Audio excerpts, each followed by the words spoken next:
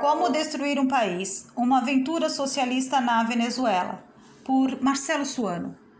Um ponto novo. A sociedade civil surge no cenário. A esquerda ascende porque a sociedade civil emergiu. E isso foi a grande novidade. Mas que sociedade civil é essa? Na década de 90, a região viu a toda velocidade o processo de redemocratização, com a ascensão de governos reformistas, mas principalmente viu três coisas intimamente ligadas. 1. A emergência da sociedade civil. 2. A emergência da esquerda. 3. E, no final desta última emergência, a ascensão de um grupo com características especiais, que, na Venezuela, produziria o bolivarianismo. Sobre esses três pontos, é necessário se deter para podermos entender em que campo o bolivarianismo foi semeado, bem como para podermos empreender qualquer pesquisa sobre no que ele consiste e sobre sua ascensão, a qual se mostra, na realidade, como a aparência final dada ao surgimento e crescimento de Chávez. Aquilo que é chamado de bolivarianismo também é denominado por Hugo como o socialismo do século XXI. Na realidade, como doutrina, é unicamente chavismo, com todas as confusões que possa representar em termos tanto conceituais como políticos e doutrinários. É interessante ressaltar, como ponto inicial, essa emergência da sociedade civil. Isso foi uma novidade na área, tanto pelo fato de a sociedade civil começar a existir de forma a ter corpo e personalidade, como pela maneira como apareceu no cenário regional. O termo civil dessa expressão se refere a cidadão, pois deriva do latim. Primeiramente, por mais imediato que possa parecer, é importante ressaltar que não significa a oposição entre profissionais das áreas militares e profissionais não militares. Não é perda de tempo ressaltar isso, pelo simples fato de parte da mídia subrepticiamente tentar trazer tal confusão como forma de estigmatizar os militares, especialmente no Brasil. Também não significa uma exclusiva separação entre Estado e sociedade, como se civil implicasse em dizer que tudo aquilo que é Estado exclui o que é social e o civil estivesse fora do estatal.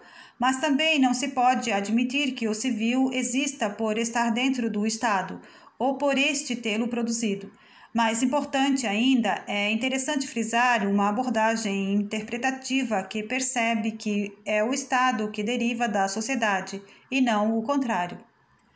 É algo que até mesmo choca, mas infelizmente a glorificação do Estado está implícita nos discursos pela região, como se o Estado significasse algo fora da sociedade e acima dela, ou seja, como se ele estivesse fora da realidade social. Tal comportamento é uma idolatria ao Estado, e deve ficar claro também que, contrariamente ao que ocorreu recentemente por aqui, para que a sociedade civil exista, ela não pode ser financiada pelo Estado ou vista como uma espécie de prolongamento dele, indo a lugares onde ele não pode ir, pois isso implicaria na sua extinção e na construção de um totalitarismo.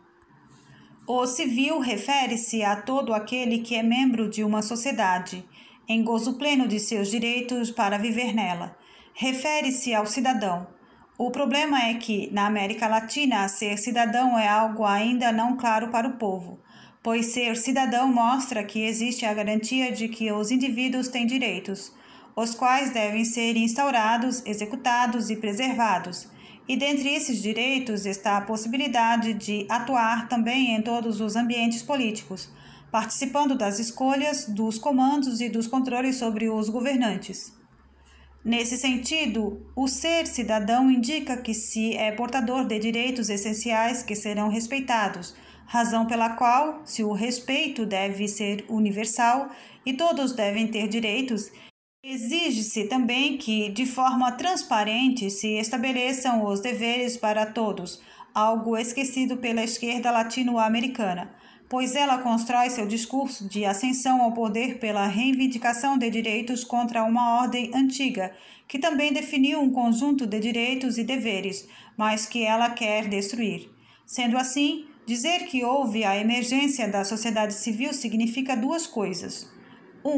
A primeira, que no processo de redemocratização da década de 90, se sonhou com o estabelecimento de um Estado democrático de direito.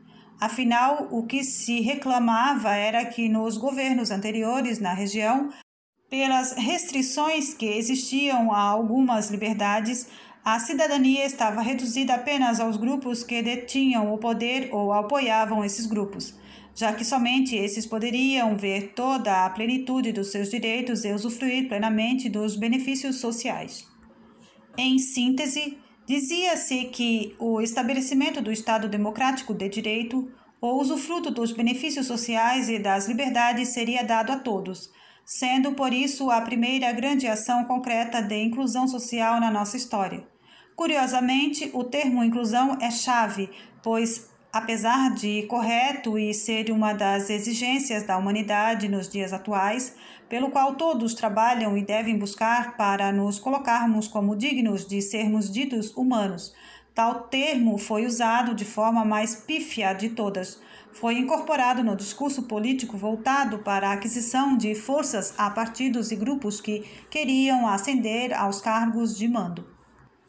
Nesse sentido, a ascensão da sociedade civil era um sonho da abertura de portas e construção de canais institucionais na sociedade, para que a cidadania fosse instaurada para a totalidade dos segmentos, universalmente, e os cidadãos pudessem buscar seus direitos de forma organizada, por intermédio de entidades que estivessem fora do Estado, ou seja, que não fossem financiadas por ele, por intermédio do governo.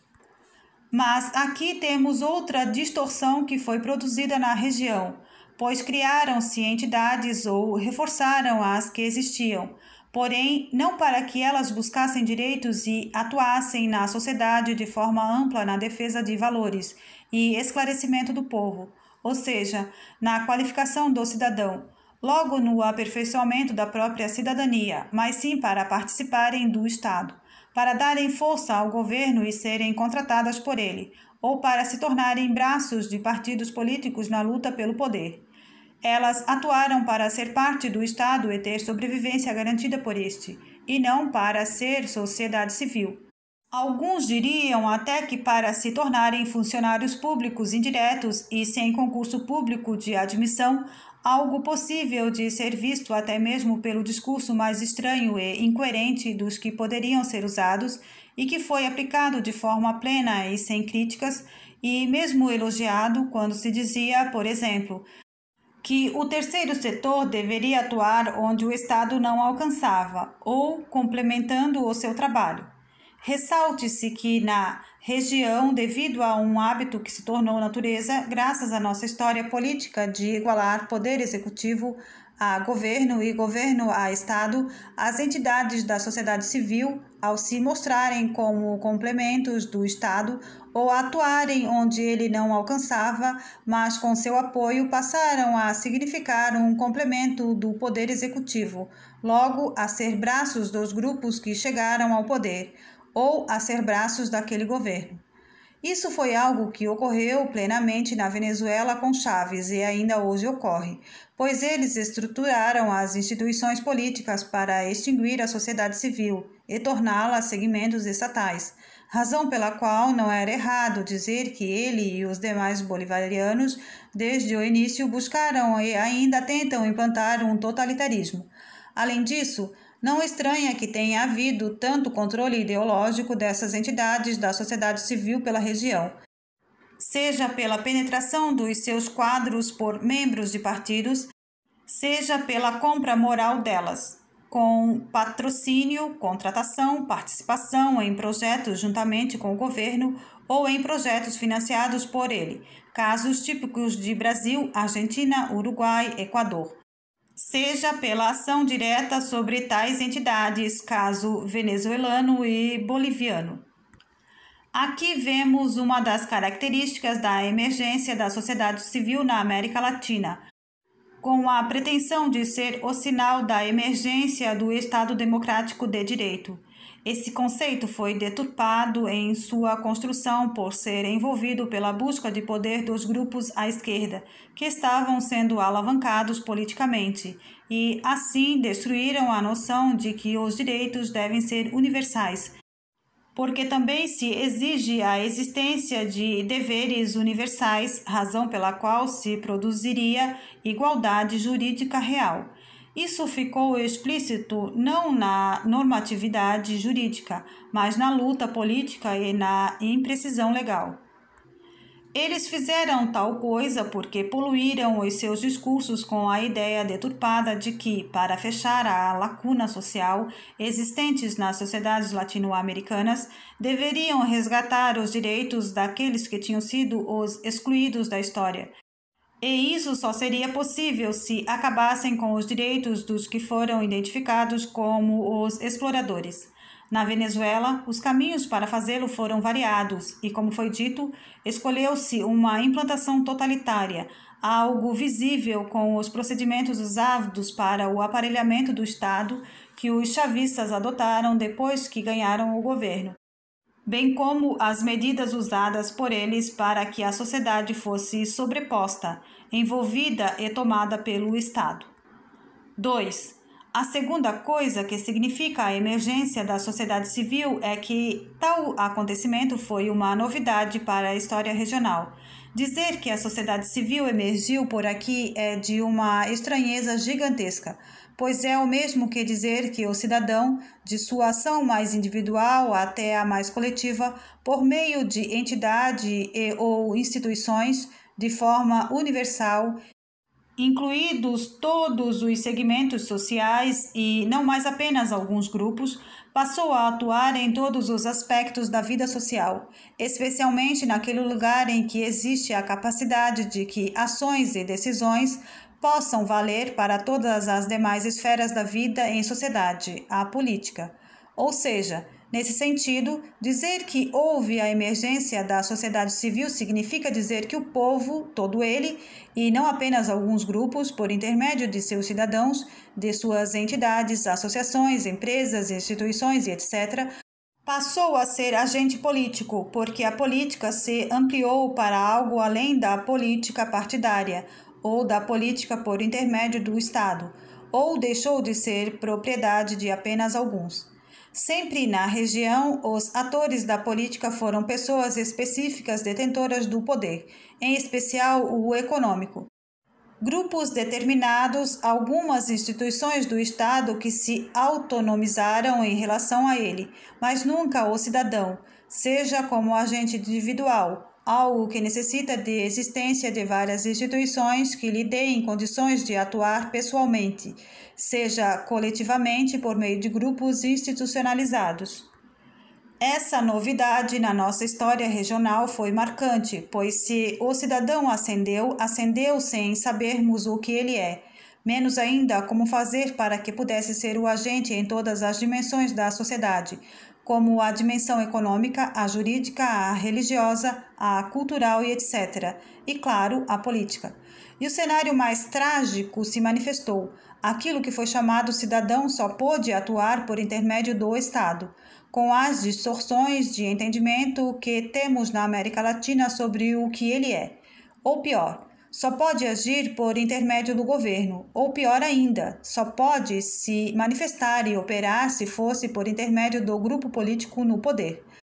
Na Venezuela bolivariana não houve o menor pudor em fazer isso, pois sempre esteve claro nos discursos chavistas e nos fundamentos do bolivarianismo que só existe o cidadão se ele estiver dentro do aparelho do Estado, ou absorvido por ele, significando se estiver tutelado por ele.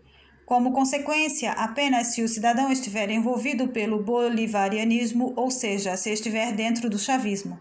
Parece intuitivo que, com a emergência da sociedade civil com esses dois traços, ser uma novidade na região a real universalidade do cidadão e que este pudesse fazer política independentemente de sua origem social, a interpretação do que deveria ser a cidadania e de como organizar a política seria dada pelos que agora estavam conquistando seu espaço de poder e se contrapunham aos grupos que antes o detinham. E se você gostou desse vídeo, deixe seu like, deixe um comentário, se inscreva no canal, compartilhe com seus amigos. Ative também o sininho das notificações.